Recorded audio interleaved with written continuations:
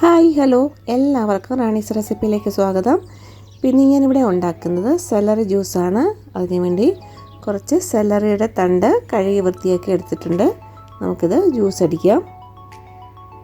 നമുക്ക് ജ്യൂസർ എടുത്തിട്ടുണ്ട്. അതിലേക്ക് സെലറി തണ്ടിട്ട് നമുക്ക് ജ്യൂസ് അടിച്ചെടുക്കാം.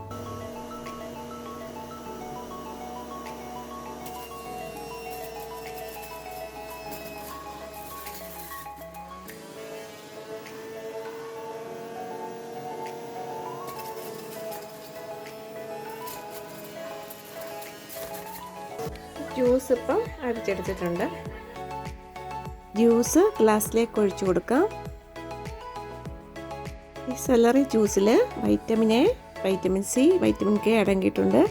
ഈ ഡയബറ്റിക്സ് ഉള്ളവരും യൂറിക് ആസിഡ് ഉള്ളവർക്കും ഇത് കഴിക്കുന്നത് വളരെ നല്ലതാണ്. അപ്പോൾ എല്ലാവരും ഇത് ഉണ്ടാക്കി നോക്കണം. ഉണ്ടാക്കി നോക്കിയിട്ട് ഫീഡ്ബാക്ക് അറിയിക്കണം. എല്ലാവർക്കും ഇഷ്ടപ്പെട്ട ലൈക്ക് ചെയ്യണം, ഷെയർ ചെയ്യണം, സബ്സ്ക്രൈബ് ചെയ്യണം.